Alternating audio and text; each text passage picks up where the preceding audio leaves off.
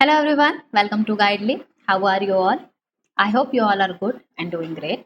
अपने प्रिपरेशन भी आप बहुत बेहतरीन तरीके से कर होंगे। तो आज की वीडियो सीरीज कुछ अलग होने वाली है, कुछ खास होने वाली है, क्योंकि आज की वीडियो सीरीज में हम बात करने वाले हैं regarding the latest notification of IIBF। यानी IIBF ने जो लेटेस्ट नोटिफिकेशन इशू किया है regarding the regarding the credit transfer of DBF। यानी IIBF ने अभी जो लेटेस्ट प्रोविजन जारी किया है उसके तहत IIBF ने मेंशन किया है कि आप अपने DBF के स्कोर को JIB में ट्रांसफर कर सकते हैं। प्रोविजंस क्या है, क्या रूल्स मेंशन किए गए, इसके बारे में आज की क्लास में चर्चा करने वाले हैं। तो सबसे पहले जो भी चैनल पर नए हैं, जो पहली बार मुझसे जुड़ा है, मैं बता दूं मेरा नाम प्रगति है।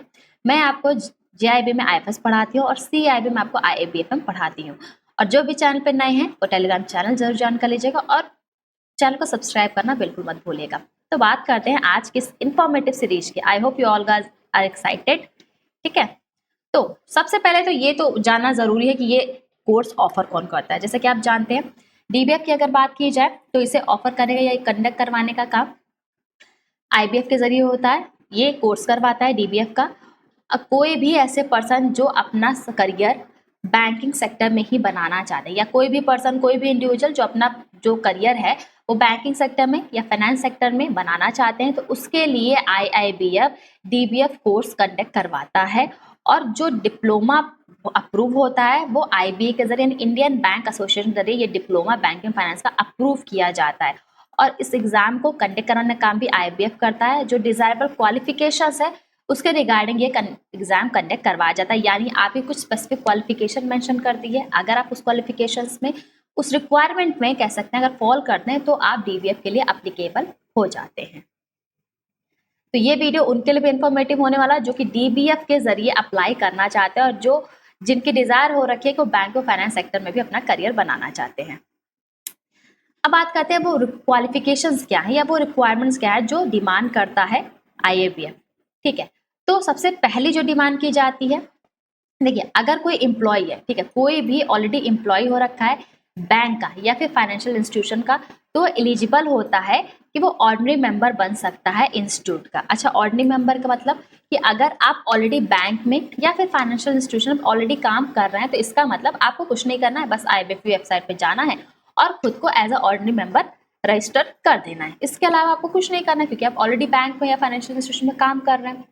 लेकिन अगर आप ऑर्डिनरी मेंबर नहीं है, यानी अगर आप बैंक में या फिर फाइनेंशियल इंस्टीट्यूशन में आप काम ही नहीं कर रहे हैं, अभी आप नॉन बैंक एम्प्लॉयज हो गए या नॉन फाइनेंशियल इंस्टीट्यूशन एम्प्लॉय हो रखे हैं, तो उसके रिगार्डिंग क्या करना था, उसके रिगार्डिंग भी कोई टेंशन नहीं है।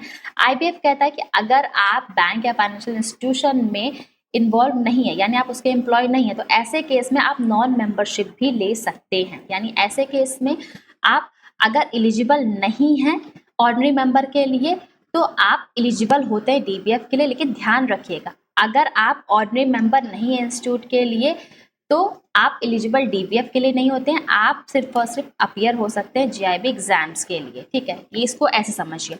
अगर आप बैंक में काम नहीं करते या फाइनेंशियल इंस्टीट्यूशन में आप काम नहीं कर रहे तो आप DBF के लिए तो अप्लाई कर सकते हैं, लेकिन आप JIB के लिए अप्लाई नहीं कर सकते हैं। उसके लिए आपका या तो आप DBF क्लियर करिए या फिर आप एम्प्लॉय होना चाहिए, या फिर फाइनेंशियल इंस्टीट्यूशन का या फिर बैंक का आपका एम्प्लॉय होना कंसीडर किया गया है। ठीक है, सिर्फ ऑर्डिनरी मेंबर हैं वो एलिजिबल नहीं होते DBF एग्जामिनेशन के लिए, ये ध्यान रखिएगा। ठीक है, बहुत बार आप लोग कंफ्यूज होते हैं, बहुत बार मतलब एस्पिरेंट का, बच्चों का ही कंफ्यूजन होता है कि क्या हम अप्लीकेबल हैं, क्या हम DBF या इसका JIB का एग्जाम दे सकते हैं या फिर नहीं। तो ध्यान रखिएगा, अगर फिर से मैं इसलिए बता रही हूँ, अगर आप ऐसे एस्पिरेंट है या फिर ऐसे स्टूडेंट है जिन्होंने क्या किया, अभी तक वो बैंक में काम नहीं कर रहे हैं या फिर फाइनेंशियल इंस्टीट्यूशन में आप काम नहीं कर रहे हो, तो आप DBF के लिए अप्लीकेबल, DBF के आप एलिजिबल हो, यानी आप DBF के लिए अप्लाई कर सकते हो। लेकिन अगर आप ऑलरेडी बैंक में काम कर रहे हो तो आप DBF के लिए अप्लाई नहीं कर सकते हो, फिर आप JIB के लिए ही आप एलिजिबल हो, सॉरी, आप सिर्फ JIB के लिए ही आप अप्लाई कर सकते हो, ये ध्यान रखिएगा। आई होप आपका ये कंफ्यूजन तो क्लियर होगा, क्योंकि बहुत बार ये कंसर्न मुझे देखने को मिलता है, बहुत डाउट देखने को मिलता है कि हम DBF के लिए अप्लाई करें या फिर JIB के लिए। ठीक है, तो आई होप आपका ये डाउट क्लियर हो गया। बहुत सिंपल सा है, कोई कंफ्यूजन नहीं है। आप अगर बैंक में काम नहीं कर रहे हो, फाइनेंशियल इंस्टीट्यूशन में आप काम नहीं कर रहे हो, आप उसके एम्प्लॉय नहीं हो, तो आप सीधे आप DBF यानी नॉन मेंबरशिप के लिए अप्लाई करोगे और आप DBF का एग्जाम दोगे। लेकिन अगर आप बैंक में काम कर रहे हो तो आपको DBF आपके लिए कोई रेलेवेंट नहीं है, आप JIB का एग्जाम आप फॉर्म फिल कर सकते हो। ठीक है, आई होप आपको ये क्लियर हो गया होगा। इसके अलावा अगर कोई भी एम्प्लॉय हैं, बैंक के हैं, फाइनेंशियल इंस्टीट्यूशन के, अगर फिर भी उन्होंने जिनको ऑर्डिनरी मेंबरशिप हो रखी है ऑलरेडी, इसे ध्यान से समझिएगा, ये स्पेसिफाई भी आईएमएफ ने बहुत क्लियरली मेंशन कर दिया कि अगर आप ऑलरेडी एलिजिबल हो ऑर्डिनरी मेंबरशिप के लिए, ऑर्डिनरी मेंबरशिप कौन ले सकता है? जो ऑलरेडी बैंक या फिर फाइनेंशियल इंस्टीट्यूशन काम कर रहा है, वो ऑर्डिनरी मेंबरशिप में कवर होता है। अगर आप ऑलरेडी ऑर्डिनरी मेंबरशिप में कवर हो रहा है, फिर भी अगर आप डीबीएफ का एग्जाम दे देते हैं, तो ऐसे केस में आपका जो सर्टिफिकेट है डीबीएफ का वो कैंसिल कर दिया जाएगा, यानी वो रिजल्ट भी कैंसिल हो जाएगा।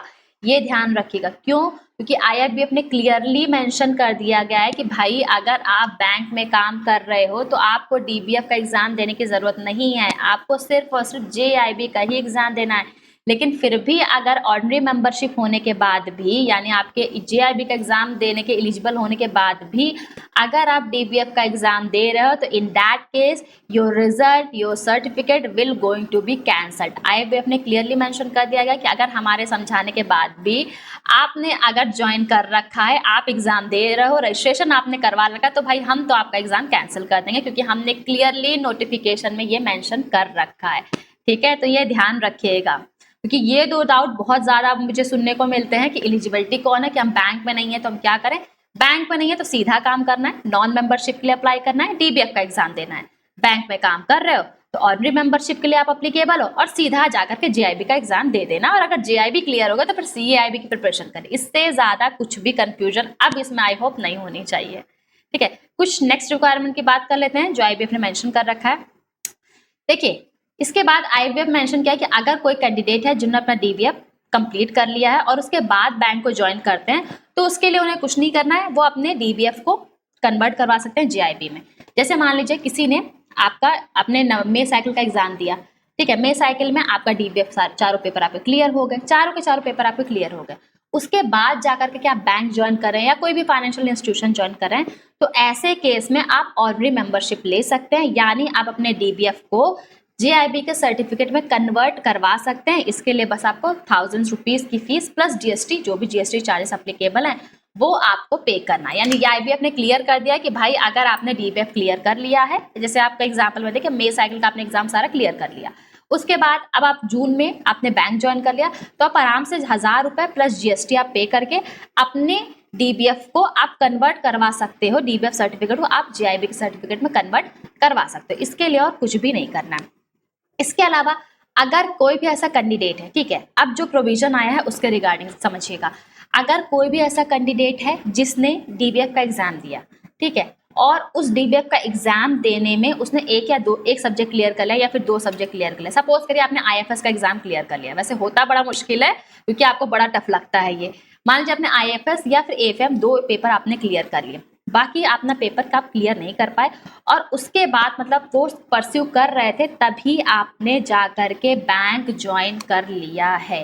ठीक है, ध्यान रखिएगा, जिसके रिगार्डिंग प्रोविजन आईबीएफ ने मेंशन किया है कि अगर आपने कोई एक सब्जेक्ट पास कर लिया है डीबीएफ का या फिर कोई 2 सब्जेक्ट पास कर लिया है और आप बैंक ज्वाइन कर ले रहे हैं, यानी जब आप कोर्स को परस्यू कर रहे हैं उसी टाइम पे आप बैंक ज्वाइन कर लेते हैं, तो जब आप ऑर्डिनरी मेंबरशिप ले लेते हैं इंस्टीट्यूट का, तो आप क्रेडिट ट्रांसफर के लिए अप्लाई कर सकते हो। यानी जो भी सब्जेक्ट आपने पास किया है उस सब्जेक्ट का क्रेडिट जेआईआईबी में ट्रांसफर करने के लिए आप अप्लाई कर सकते हो, आप ट्रांसफर कर सकते हो। इसी के रिगार्डिंग ये प्रोविजन आया है, लेकिन ध्यान रखिएगा टाइम रूल्स जो मेंशन है वो वही रहेंगे। यानी टाइम रूल की मतलब क्या बात है, जैसे आपको नंबर ऑफ अटेम्प्ट्स 5 अटेम्प्ट्स मिलते हैं, ठीक है, आपको टोटल 5 अटेम्प्ट्स मिलते हैं और 3 इयर्स, 5 अटेम्प्ट्स और 3 years which ever is earlier. ठीक है, आपको नंबर ऑफ अटेम्प्ट अगर आप डीबीएफ के जरिए अप्लाई करो तो आपको 5 अटेम्प्ट मिलता है, अगर 5 अटेम्प्ट में क्लियर कर लिया आपने, या फिर मैक्सिमम जो टाइम लिमिट है वो 3 साल है। इसके अंदर अगर आपने क्लियर कर लिया तो सो वेरी गुड, बेहतर है कि आपने बहुत अच्छे से क्लियर कर लिया। लेकिन अगर आप इसमें क्लियर नहीं कर पाते तो आपको फिर से अपना रजिस्ट्रेशन करवाना पड़ेगा। ध्यान रखिएगा, एक बार अगर आपने अपना रजिस्ट्रेशन करवा लिया तो आपकी लाइफ टाइम मेंबरशिप होती है, लेकिन ये एक्सेप्शन है, ध्यान रखिएगा, जो कंफ्यूजन नहीं हो रहा है यहाँ पे, आपको टाइम लिमिट का ध्यान रखना है। यानी अगर आपने 3 साल की लिमिट थी आपको डीबीएफ क्लियर करने के लिए, सेम जेआईबी के लिए भी होता है, और 5 अटेम्प्ट दोनों सब में से जो भी अर्लियर है आप अगर क्रैक कर लेते हो तो अच्छी बात है। इस टाइम लिमिट में अगर आपने क्रैक कर ले तो अच्छी बात है, लेकिन अगर आप क्रैक नहीं कर पाते हो इस ड्यूरेशन में, तो आपको फिर से अपना रजिस्ट्रेशन करवाना पड़ेगा।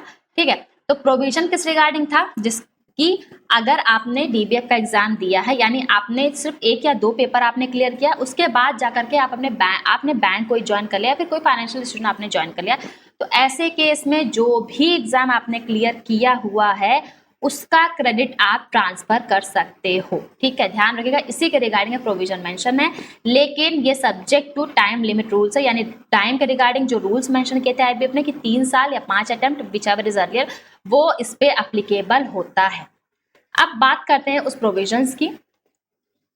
तो अगर कोई भी कैंडिडेट जो एलिजिबल है, देखिए ये जो प्रोविजन आया है ना, आईबीएफ ने इसको 2 पार्ट्स में डिवाइड किया, ए और बी। इस ए और बी पार्ट में आईबीएफ ने प्रॉपर 4 सिनेरियो की बात की, जिसके रिगार्डिंग आप अपने क्रेडिट को, यानी जो भी सब्जेक्ट आपने डीबीएफ तक पास किया है उसको क्रेडिट को आप जेआईबी में कैसे, जेआईबी क्रेडिट में कैसे ले सकते हो। ठीक है, तो ध्यान रखिएगा 2 सिनेरियो ए और बी, ए और बी 2 उसके तहत आपको सिनेरियो मेंशन किए गए कि जिसमें अगर आप ये देख सकते हो जिसकी भी कैटेगरी में आप फॉल हो रहा है उसके रिगार्डिंग अपने क्रेडिट को ट्रांसफर कर सकते हो, यानी जो भी एग्जाम आपने दिया है, बीबीएफ में क्लैक किया है, उसका क्रेडिट ट्रांसफर आप जेआईबी सेट में कर सकते हो। तो सबसे पहले ध्यान रखिए, अगर कोई भी कैंडिडेट एलिजिबल है जो अपना क्रेडिट ट्रांसफर कर सकता है, यानी डीबीएफ में उसने जो भी सब्जेक्ट पास किया है उसका क्रेडिट वो जेआईबी में ट्रांसफर कर सकता है, लेकिन कुछ सिनेरियो मेंशन किए गए हैं, और ध्यान रखिएगा subject to time limit rule, वही टाइम लिमिट रूल जो मैंने आपको बताया है, 3 इयर्स और 5 अटेम्प्ट्स विचएवर इज अर्लियर। ठीक है, 3 इयर्स और 5 अटेम्प्ट विचएवर इज अर्लियर। बात करते हैं सबसे फर्स्ट सिनेरियो की। फर्स्ट सिनेरियो मेंशन है कि अगर कैंडिडेट ने अप्लाई कर दिया है डीबीएफ के लिए, ध्यान रखिए कोई ऐसा कैंडिडेट है जिसने डीबीएफ के लिए एग्जाम के लिए अप्लाई कर दिया है और उसकी जो डेट ऑफ ज्वाइनिंग थी वो इमिडिएटली हो गई आफ्टर द एग्जाम रजिस्ट्रेशन। मान लीजिए आपने क्या किया, आपने डीबीएफ के लिए अप्लाई कर दिया और इसके बाद आपका जो बैंक में ज्वाइन करने का जो डेट था या फाइनेंशियल इंस्टीट्यूशन जो आपने ज्वाइन करने की डेट थी, वो डेट थी आपकी जैसे आपने रजिस्ट्रेशन करवाया उसके तुरंत बाद आ गया। जैसे मान लीजिए आपने मार्च में रजिस्ट्रेशन करवाया और तुरंत आपको अप्रैल में ज्वाइन करना पड़ गया, आपने बैंक अप्रैल में ज्वाइन करा, लेकिन एग्जाम से पहले आपने बैंक ज्वाइन कर लिया है और आप 1 या 2 सब्जेक्ट आप ऑलरेडी पास कर चुके हो, लेकिन आपने पूरा का पूरा कोर्स कंप्लीट नहीं किया, यानी आपने चारों सब्जेक्ट क्लियर नहीं किए हैं, तो इस रिगार्डिंग आईबीएफ ने कुछ सर्टेन चीजें मेंशन की, कुछ प्रोविजन मेंशन किए गए। ध्यान रखिएगा, पहले सिनेरियो में बात की गई कि आपने डीबीएफ के लिए अप्लाई कर दिया है, आपने 1 और 2 सब्जेक्ट भी क्लियर कर लिए, 1 सब्जेक्ट क्लियर कर लिया, डीबीएफ में 4 पेपर होते हैं, चारों में समझ लीजिए आपने कोई भी 1 पेपर क्लियर कर लिया या फिर 2 पेपर क्लियर कर लिए, लेकिन उसके क्लियर करने के बाद ही या फिर आपने जैसे रजिस्ट्रेशन करवा लिया एग्जाम का, उसके बाद ही आपने बैंक ज्वाइन कर लिया, अभी आपने रेस्ट का एग्जाम नहीं दिया है या फिर अपने एग्जाम क्लियर नहीं किया है, आपने ओवरऑल अपना जो पूरा कोर्स है डीबीएफ का वो कंप्लीट नहीं किया है, इसके रिगार्डिंग प्रोविजन मेंशन किया है आईबीएफ ने। इसमें बात की है फर्स्ट सिनेरियो में कि जैसे ही अप्रूव हो जाएगा आप अपने क्रेडिट को पास कर सब्जेक्ट आपका जो भी क्रेडिट है वो आप क्या कर सकते हो, आप ट्रांसफर कर सकते हो, यानी कैरी फॉरवर्ड कर सकते हो, बैलेंस अटेम्प्ट को भी आप कैरी फॉरवर्ड कर सकते हो। ठीक है, as per the DBF time limit rule. ध्यान रखिएगा DBF time limit rule IBF ने किसी भी तरीके से चेंज नहीं किया है, हर जगह आईबीएफ ने ये मेंशन किया है आप अपना क्रेडिट ट्रांसफर कर सकते हो, जो भी सब्जेक्ट आपने क्लियर किया आप उसका क्रेडिट आराम से ट्रांसफर करो, हमें कोई दिक्कत नहीं है, लेकिन उस सब्जेक्ट का जो आपने क्लियर किया है सिर्फ आप उसका ही क्रेडिट ट्रांसफर कर सकते हो, पहली चीज। और दूसरी चीज जितना आपका बैलेंस अटेम्प्ट है, टाइम लिमिट आपको ध्यान रखना, यानी 3 साल और 3 इयर्स और 5 अटेम्प्ट्स विचएवर इज अर्लियर। अगर मान लीजिए आपका ये 3 साल कंप्लीट हो जा रहा है तो ऐसे केस में आपको फिर से अपना रजिस्ट्रेशन करवाना पड़ेगा, ये ध्यान रखिएगा। आईबीएफ ने क्लियरली मेंशन किया है कि टाइम लिमिट रूल के अकॉर्डिंग ही चीजें होंगी। अगर आपका टाइम लिमिट खत्म हो चुका है, यानी आपका जो 3 इयर्स है या 5 अटेम्प्ट है ये खत्म हो चुके हैं, कंप्लीट हो चुका है और आपका कोर्स कंप्लीट नहीं हो पाया, तो आपको फिर से रजिस्ट्रेशन करवाना पड़ेगा। आई होप अब ये डाउट आपका क्लियर हो गया होगा। इसके अलावा आप रजिस्टर कर सकते हो जेआईबी एग्जामिनेशन के लिए subject to the again time limit rule, यानी आपने क्या किया, आपने 2 एग्जाम क्लियर कर लिया, मान जैसे आपने आईएफएस और एएफएम 2 आपने एग्जाम क्लियर कर लिया, तो इसका जो आप क्रेडिट स्कोर है, इसका जो क्रेडिट है आप ट्रांसफर कर लोगे अपने जेआईबी में। ठीक है, आप कैरी फॉरवर्ड कर सकते हो, आप जेआईबी में आप उसको कैरी फॉरवर्ड आराम से कर सकते हो और आप अपने रजिस्टर कर सकते हो जेआईबी एग्जाम के लिए, क्योंकि अब आप बैंक में वर्क कर रहे हो, तो बैंक में अगर आप काम कर रहे हो तो आप ऑर्डिनरी मेंबरशिप में कवर हो रहे हो, तो आप अपने जेआईबी एग्जाम के लिए आप अप्लाई कर सकते हो। लेकिन ध्यान रखिएगा टाइम लिमिट रूल सेम रहेगी, जो कि 3 साल और 5 अटेम्प्ट की जो टाइम लिमिट है विच एवर इज अर्लियर ये वही रहेगी, इसमें कोई चेंज नहीं होगा। सेकंड सिनारियो की बात करते हैं। सेकंड सिनारियो में कह रहा है कि अगर कैंडिडेट ने डीबीएफ के लिए अप्लाई कर दिया बैंक ज्वाइन करने से पहले, ठीक है, मान लीजिए कोई ऐसा एम्प्लॉय है, उसने डीबीएफ के लिए अप्लाई कर दिया और उसने या बैंक ज्वाइन करने से पहले उसने डीबीएफ में अप्लाई कर लिया, या फिर उसने एक या एक से ज्यादा सब्जेक्ट पास कर लिया और उसके बाद जाकर के अगर उसने बैंक ज्वाइन किया, तो ऐसे केस में क्या होगा? देखिए, ऐसे केस में वो ऑर्डिनरी मेंबरशिप के लिए अप्लाई कर सकता है। सबसे पहली चीज कि भाई आईवीएफ तो क्लियरली कह रहा है कि भाई हम तो क्लियरली कह रहे हैं, हमने तो साफ शब्दों में बोल रखा है, आप बैंक ज्वाइन कर लिया है, आपने बैंक ज्वाइन कर लिया है तो अब आप ऑर्डिनरी मेंबरशिप में कवर हो रहे हैं, तो आप ऑर्डिनरी मेंबरशिप के लिए आप अप्लाई करिए। यानी कोई ऐसे जैसे मिस्टर ए है या मिस्टर रमेश है, इसको ऐसा समझिए, उन्होंने क्या किया, डीबीएफ के एग्जाम डीबीएफ के लिए अप्लाई कर दिया है और उसके बाद जाकर के उन्होंने बैंक ज्वाइन किया है, या फिर एक या दो सब्जेक्ट उन्होंने डीबीएफ क्लियर कर लिया और उसके बाद जाकर के बैंक ज्वाइन कर लिया। तो आईएफबीएफ कहता है कि भाई अब तो आप एलिजिबल हो गए ऑर्डिनरी मेंबरशिप के लिए, यानी अब आपने बैंक ज्वाइन कर लिया तो आप ऑर्डिनरी मेंबरशिप के लिए आराम से अप्लाई कर सकते हो। इसके अलावा आपने जो भी, हम आपको चलो ये भी फैसिलिटी दे रहे हैं क्योंकि अब आप बैंक के एम्प्लॉय हो गए, फाइनेंशियल इंस्टीट्यूशन के आप एम्प्लॉय हो गए, तो अब हम आपको ये भी फैसिलिटी दे सकते हैं, दे देंगे कि आप अपना क्रेडिट जो भी सब्जेक्ट आपने पास किया है, चाहे आईएफएस पास किया है, एएफएम पास किया है या फिर दोनों पास कर रखा है, तो आप उनका क्रेडिट ट्रांसफर करने के लिए आप अप्लाई कर सकते हो। उसके लिए आपको कुछ नहीं करना है, बस नॉमिनल फीस पे करनी है जो कि 1000 रुपए है प्लस जीएसटी। ध्यान रखिएगा 1000 रुपीज प्लस जीएसटी है, ठीक है, जीएसटी कंसीडर करना है।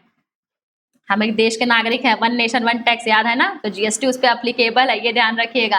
तो अगर आपने कोई भी एग्जाम क्लियर किया है, एक या दो सब्जेक्ट आपने क्लियर कर लिया है, कंप्लीट आपने कोर्स नहीं किया है, एक या दो सब्जेक्ट आपने क्लियर कर लिया, तो आप अपना क्रेडिट ट्रांसफर के लिए अप्लाई कर सकते हो। 1000 रुपीज की आपको फीस पे करनी है प्लस जीएसटी आपका रहेगा, ठीक है।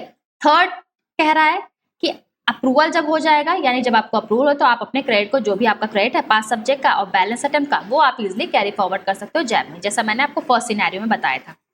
इसके अलावा आप जब आपने कैरी फॉरवर्ड कर लिया तो आप रजिस्टर कर सकते हो जेआईबी एग्जाम के लिए। Again time limit rule same रहेगा जो मैंने आपको बताया। और इसके अलावा सबसे इंपॉर्टेंट चीज, आईएफबीएफ बार बार ये कह रहा है कि अगर आप बैंक ज्वाइन करने के बाद भी अगर आप अपना डीबीएफ एग्जाम दे रहे हो तो आपका वो रिजल्ट कैंसिल हो जाएगा, यानी आपका वो सर्टिफिकेट कैंसिल हो जाएगा। Once you become the employee of the bank, you cannot go for the DBS exam because you are eligible for the ordinary membership. आप ordinary membership के लिए applicable हो, you should go for the GIB exam. ये IBF बार बार clear कर रहा है। इसके बाद सेकंड, जैसे मैंने आपको बताया दो पार्ट में प्रोविजन आया था। सेकंड कह रहा है, बी पार्ट बात कर रहा है कि अगर कैंडिडेट एलिजिबल ही नहीं है अपना क्रेडिट ट्रांसफर करने के लिए, तो उस सिनेरियो में क्या होगा। मान लीजिए पहला तो हमने बात की अगर कैंडिडेट एलिजिबल हो रखे हैं कि वो अपना क्रेडिट ट्रांसफर कर सकते हैं, तो भाई दो सिनेरियो बताया, उसके अकॉर्डिंग आप अपना जैसे भी हो, जिस भी सिनेरियो में फॉलो कर रहे हो आप उसके अकॉर्डिंग अपना क्रेडिट ट्रांसफर कर सकते हो। लेकिन अगर आप एलिजिबल ही नहीं हो क्रेडिट ट्रांसफर करने में, जो सब्जेक्ट आपने पास किया उसका क्रेडिट ट्रांसफर करने में आप एलिजिबल नहीं हो, यानी कह सकते हैं आपने कोई सब्जेक्ट पास ही नहीं किया है या आप किसी में अटेम्प्ट ही नहीं कर पाए, आप एब्सेंट है, तो उस केस में क्या होगा। ये बात हुई है थर्ड सिनेरियो में। थर्ड सिनेरियो कहता है कि अगर कैंडिडेट ने डीबीएफ कोर्स के लिए अप्लाई किया है बैंक ज्वाइन करने से पहले, अगर उसने डीबीएफ कोर्स में अप्लाई किया है लेकिन वो कोई भी पेपर, यानी 4 पेपर में से एक भी पेपर अगर क्लियर नहीं कर पाता है या फिर एब्सेंट रहता है चारों पेपर में और उसके बाद जाकर के बैंक ज्वाइन कर लेता है, यानी अभी उसका डीबीएफ कंप्लीट नहीं हुआ है। क्या बताया मैंने आपको कि डीबीएफ के लिए अप्लाई तो कर दिया, जैसे मिस्टर रमेश ने डीबीएफ के लिए अप्लाई कर दिया, अब मिस्टर रमेश को याद ही नहीं रहा कि उनका डीबीएफ का एग्जाम कब था, तो वो पेपर में एब्सेंट रहा, या फिर उन्होंने कोई एग्जाम अपीयर तो हो गए पेपर में लेकिन उन्होंने कोई पेपर वो क्लियर ही नहीं कर पाए और उन्होंने जाकर के बैंक ज्वाइन कर लिया, तो ऐसे केस में क्या सिनेरियो होगा। ऐसे केस में आईबीएफ कहता है कि कैंडिडेट जो है उसे ऑर्डिनरी मेंबरशिप लेनी चाहिए इंस्टीट्यूट की और डायरेक्टली जेआईबी एग्जामिनेशन के लिए अप्लाई करना चाहिए। इसके बाद अगर ये पाया जाता है अगेन कि बैंक ज्वाइन करने के बाद भी सेम चीज, आईबीएफ ये बार बार कह रहा है कि भाई अगर आपने बैंक ज्वाइन करने के बाद भी डीबीएफ के लिए अप्लाई किया तो आपका रिजल्ट, आपका सर्टिफिकेट पूरी तरीके से कैंसिल हो जाएगा। क्लियरली आईबीएफ बार बार कह रहा है कि भैया बैंक ज्वाइन कर लिया है तो क्यों डीबीएफ के पीछे जा रहे हो, सीधे जेआईबी के लिए रजिस्टर करो ना, ठीक है। और टाइम लिमिट ध्यान रखिएगा, टाइम लिमिट हमेशा फिक्स है। इसके बाद लास्ट सिनेरियो की बात करते हैं कि अगर कैंडिडेट ने डीबीएफ के लिए अप्लाई किया है आफ्टर ज्वाइनिंग द बैंक, यानी बैंक ज्वाइन करने के बाद अगर वो डीबीएफ के लिए अप्लाई करता है तो बिल्कुल भी एलिजिबल नहीं होगा, क्योंकि उसे ऑर्डिनरी मेंबरशिप लेनी पड़ेगी और सिर्फ जेआईबी एग्जामिनेशन क्लियर करना होगा। जैसे मैंने आपको पहले 3 सिनेरियो में भी यही था, आपने बैंक ज्वाइन कर लिया तो आपको डीबीएफ के लिए कहीं से एलिजिबल है नहीं, आपको सीधे जाना है जेआईबी एग्जामिनेशन के लिए, खुद को रजिस्टर करना है। इसके अलावा अगर अगेन सेम चीज, अगर कैंडिडेट पाया गया कि उसने फिर भी वो डीबीएफ के लिए अपीयर हो तो उसका सर्टिफिकेट कैंसिल कर दिया जाएगा। और इसके अलावा ध्यान रखिएगा, ये सबसे ज्यादा इंपॉर्टेंट है, अगर कैंडिडेट की जो टाइम लिमिट है यानी जो अटेम्प्ट मेंशन किए गए थे अगर वो खत्म हो गए, वो कंप्लीट हो गए, तो as per the DBF rule और उसने अपना एग्जाम या फिर कैसे तो उसने अपना कोर्स कंप्लीट नहीं किया, उसके बाद जाकर के वो बैंक ज्वाइन कर लेता है, तो भी इस केस में उसे ऑर्डिनरी मेंबरशिप ही लेनी पड़ेगी और जैब एग्जामिनेशन के लिए अप्लाई करना होगा। ये बहुत कॉमन आपका कंसर्न होता है जो मुझे सुनने को मिलता है, बहुत आपको इसमें डाउट होता है। देखिए, अगर आपने क्या किया, आपको 3 साल की लिमिट मिली है और 5 अटेम्प्ट की लिमिट, विच एवर रिजल्ट है, जितनी जल्दी आप क्लियर कर लो। अगर आप 3 इयर्स कंप्लीट होने के बाद भी अपना डीबीएफ कोर्स कंप्लीट नहीं कर पाते हो, तो ऐसे केस में और उसके बाद जाकर के आपने बैंक ज्वाइन कर लिया है, तो आपको अगेन डीबीएफ के लिए कुछ भी अप्लाई नहीं करना, आपको सीधा सीधा ऑर्डिनरी मेंबरशिप लेनी है और खुद को जेआईबी एग्जामिनेशन के लिए रजिस्टर करना है। ये कहता है आईएबीएफ, यानी आईएबीएफ बहुत क्लियरली कह रहा है कि भैया अगर आप बैंक के एम्प्लॉय बन गए हो, बैंक ज्वाइन कर ले, तो डीबीएफ की तरफ क्यों जा रहे हो, आपको सीधा साधा जेआईबी एग्जाम ही क्लियर करना है। फिर भी हम अगर इतना बता रहे हैं उसके बाद भी आप डीबीएफ पे जाओगे, हम आपका रिजल्ट कैंसिल कर देंगे, इससे ज्यादा हम कुछ नहीं कर सकते। तो फिर क्यों जाना है उधर, उधर नहीं जाना है ना, हमें सीधा सीधा चुपचाप से अपना, हमने बैंक ज्वाइन कर लिया, अब हमें जेआईबी तैयारी करनी है, जेआईबी क्लियर करनी तभी तो सीआईबी की तरफ जाएंगे। ठीक है, तो ये आई होप आपका ये डाउट क्लियर हो गया होगा, जो कि आईबीएफ ने अपने प्रोविजन लेटेस्ट नोटिफिकेशन में मेंशन किया था। इसके अलावा मैं आपको एक और इंपॉर्टेंट क्विक अपडेट दे दूं, ये जो अपडेट आई थी रिगार्डिंग क्रेडिट ट्रांसफर, यानी जो क्रेडिट स्कोर अपना जो स्कोर अपना ट्रांसफर कर सकते थे डीबीएफ का जेआईबी में, वो अभी ये जो नोटिफिकेशन पब्लिश की गई थी, इसको अभी करंटली टेम्परेरी तौर पे आईबीएफ वेबसाइट से हटा भी दी गया है, ये ध्यान रखिएगा।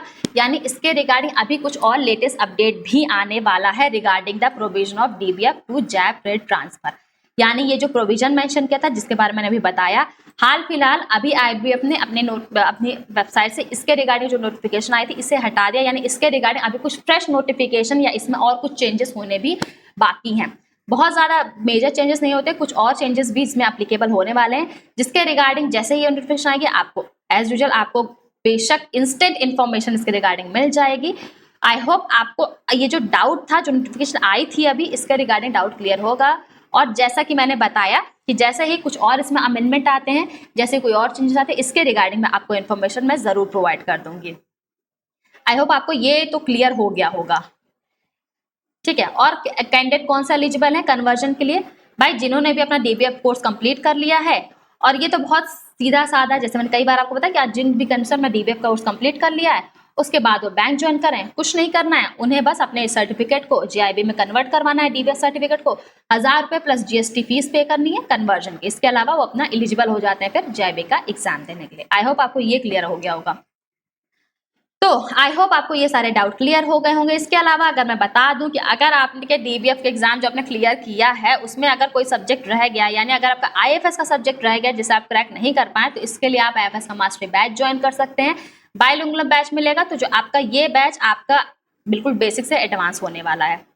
इसके अलावा जेआईबी का फाउंडेशन 2.0 बैच भी स्टार्ट हो चुका है, तो जिन भी एस्पिरेंट अभी तक इनरोल नहीं किया, फटाफट से जाइए, इनरोल करना मत भूलिए। बैंकर का कोड यूज करते हैं तो आपको 1799 में ये बैच अवेलेबल हो जाता है। साथ ही साथ टेलीग्राम चैनल ज्वाइन कर लीजिएगा, क्योंकि आपको क्लास के रिगार्डिंग नोट सारे इसी टेलीग्राम चैनल पे मिलते हैं, लिंक आपको डिस्क्रिप्शन बॉक्स मिल जाएगा। चैनल को सब्सक्राइब करना मत भूलिएगा, ताकि जो लेटेस्ट अमेंडमेंट आ रहे हैं आईबीएफ के regarding the provision of credit transfer, उसके रिगार्डिंग आपको टाइम नोटिफिकेशन मिलती रहे। तो आज की इस वीडियो सीरीज में फिलहाल इतना है, मिलते हैं नेक्स्ट वीडियो सीरीज में। किसी भी तरह कोई चेंजेस आते हैं उसके रिगार्डिंग हम नेक्स्ट वीडियो में फिर से मिलने वाले हैं। तो आज के लिए फिलहाल इतना ही, टेक केयर।